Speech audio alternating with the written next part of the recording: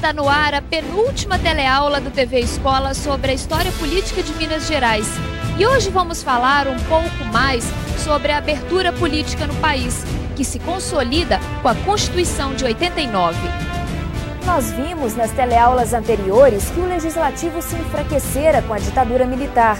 Mas a experiência de convidar e chamar à participação a sociedade mais organizada foi extremamente rica e encorajou a instituição a prosseguir no estreitamento desses contatos, que afinal seriam repetidos durante a Constituinte Estadual até os dias de hoje. Seriam essas também algumas das nossas heranças tão faladas desde o início deste curso?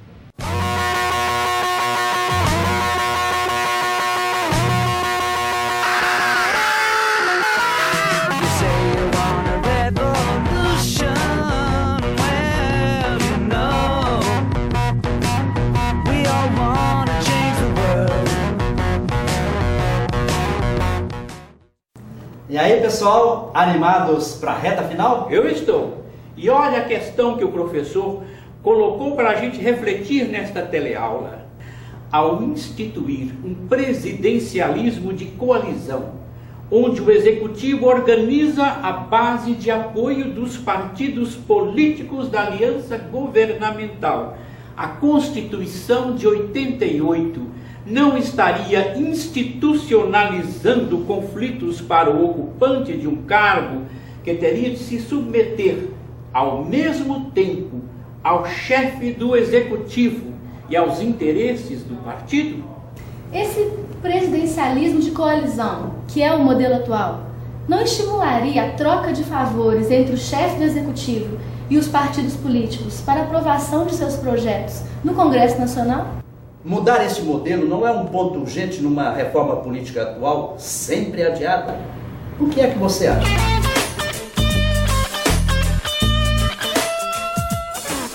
Eu creio que envolve muito interesses. Então acaba assim, o representante, ao invés de fazer o interesse do povo, acaba fazendo o interesse de uma minoria que está ali. São muitos partidos simplesmente participando dos governos para conseguir cargos, para conseguir um pequeno espaço ali. A gente sabe que não é o governo de uma forma geral, mas isso ainda acontece e acho que é urgente que a gente mude isso de alguma forma. Muito melhor se a política fosse essa política, como deveria ser, né? O bem comum, né? Precisa haver uma integração maior com a população e não só entre eles. Esta é uma reflexão que você pode fazer quando visitar a página da Escola Legislativa. Mas agora, vamos retomar o período da abertura política.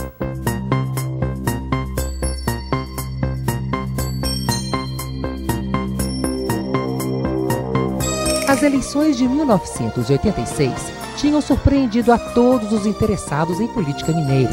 Uma renovação de mais de 70% no corpo parlamentar.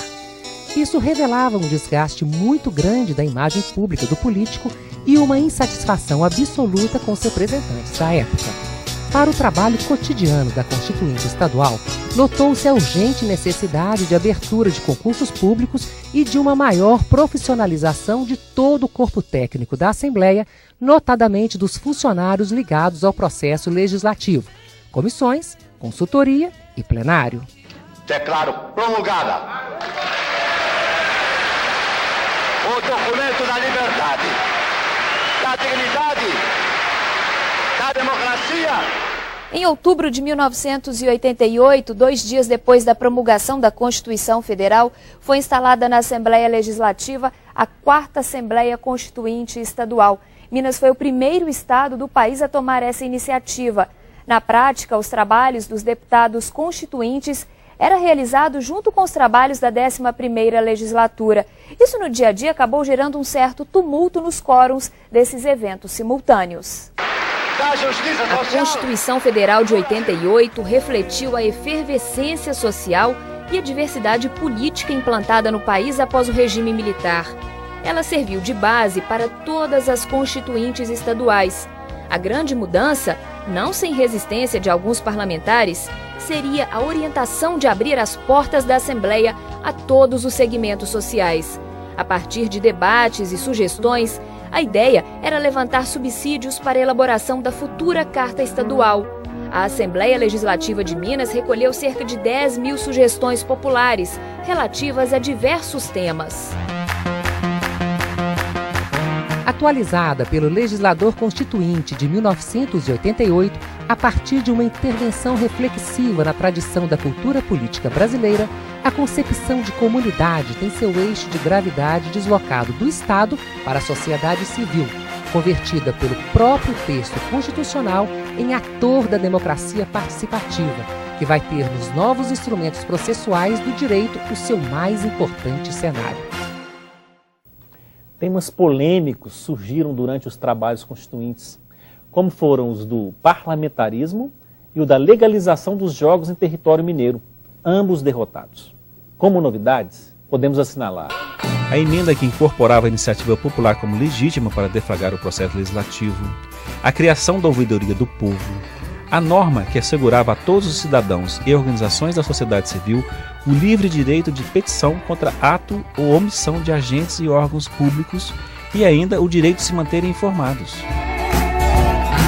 É preciso observar que a Constituição de 1988 deixava para os estados apenas os poderes para suprir a ausência da norma federal ou complementá-la, caso houvesse alguma lacuna. Isso acentuava a centralização da União em detrimento à autonomia dos demais entes federativos.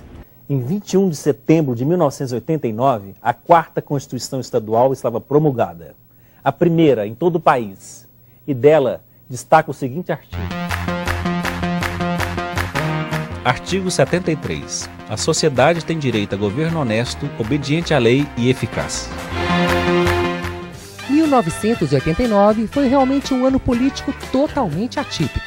Enquanto assistíamos aos debates constituintes, os ânimos se acirravam com o pedido de impeachment do governador Milton Cardoso e pela ocupação do espaço da Assembleia pelos servidores e professores grevistas. Junte-se a isso a grande mobilização nacional em torno das primeiras eleições diretas presidenciais após 20 anos sem eleição direta para presidente. Em novembro deste ano, houve a simbólica queda do Muro de Berlim e todo um redesenho do capitalismo mundial, encerrando uma utopia que se evaporava sem sangue derramado. Na economia, convivíamos no Brasil com uma inflação de mais de 1.700% ao ano. Vamos analisar melhor o poder legislativo estadual. A partir de maio de 1989, houve uma mudança estratégica na forma de composição dos gabinetes parlamentares e da parte administrativa da Assembleia. Os deputados passaram a ter maior flexibilidade na composição de suas assessorias, podendo indicar livremente os funcionários. E os servidores efetivos que estavam nos gabinetes foram deslocados para a parte administrativa da Casa. Foi instalado nos gabinetes um sistema de pontuação na distribuição de cargos. Isso permitiu adequar a estrutura às peculiaridades do trabalho de cada deputado. Foi assegurado sempre o mesmo valor de despesa por gabinete.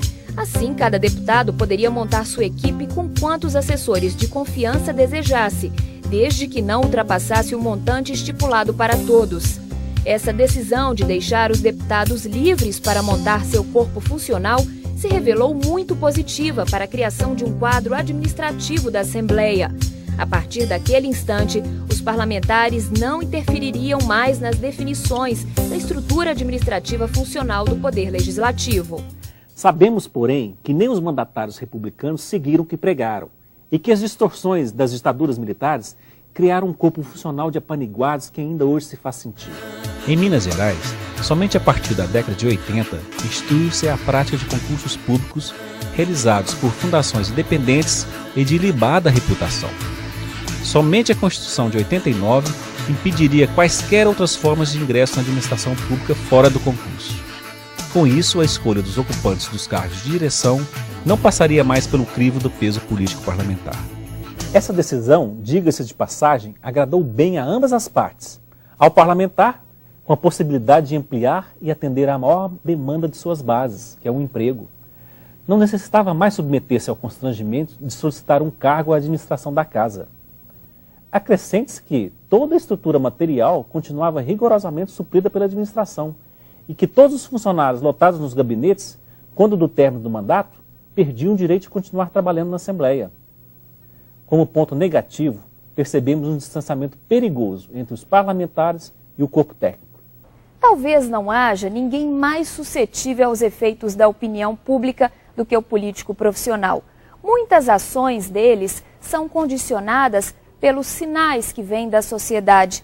Ainda no começo dos anos 90, a Assembleia realizou uma pesquisa de opinião para sentir o quanto a imagem do Legislativo estava desgastada e o que poderia ser feito para reverter este quadro.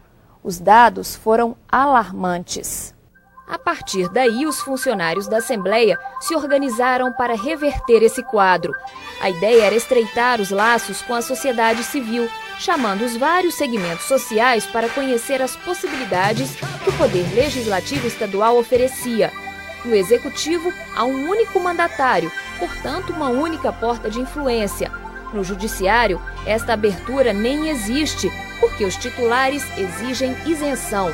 Enquanto isso, o Legislativo mantém sempre, no mínimo, 77 possibilidades de influência por parte da sociedade. Queríamos, no entanto, fugir desse modelo que se mostrava cheio dos vícios do paternalismo e do clientelismo, heranças históricas. E queríamos ousar para novos instrumentos de atuação popular. O ano de 1991 foi importante pela implementação de um plano plurianual de ação governamental para o quadriênio 92-95, definido por dispositivo constitucional e realizado em conjunto com os outros dois poderes. Nesse plano, todos davam ciência aos demais de suas intenções e expectativas. Por prever uma ação mais agressiva do Poder Legislativo Estadual, no sentido de alcançar a sociedade civil e ampliar sua capacidade de atuação, foi solicitada e cumprida a disponibilidade financeira prevista nos orçamentos anuais. Com remuneração condigna, pontualmente paga e boas condições de trabalho, principalmente recursos informáticos atualizados, os funcionários da Assembleia não tinham por que não se engajar nessa meta institucional. Com a criação de um site, criação da Escola do Legislativo e da TV Assembleia, além de um setor específico para a interlocução com a sociedade civil, buscávamos demonstrar seriedade e dignidade no trabalho realizado e justiça no valor remuneratório de cada função. É um esforço árduo, diuturno e que não acaba nunca. Este curso é um exemplo disso. No entanto, a crise dos salários dos deputados no início do século XXI ruiu toda a boa imagem duramente construída nessa aproximação da Assembleia com a sociedade civil, evidenciando assim a fragilidade da estratégia aplicada até então diante de denúncias que escandalizavam a opinião pública. Deve-se ressaltar o ataque sistemático da imprensa escrita e televisiva durante várias semanas contra os deputados, num confronto desigual onde o parlamentar ficava sempre refém da mídia privada. Poxa, é um esforço constante construir um significado para a prática política no Brasil. Não é verdade? Mais ainda, reconstruir imagens que foram degradadas diante da opinião pública. Se o foco fosse em políticas públicas mais eficientes, o Legislativo com certeza recuperaria a credibilidade e ocuparia o papel que deveria ocupar. Vocês não acham? Essa é também uma das reflexões disponíveis lá no ambiente virtual da Escola Legislativa. E não perca, claro, a nossa próxima e última teleaula, porque vamos ver o quadro político da atualidade e ainda como analisar os momentos atuais com os estudos feitos até aqui. Até lá!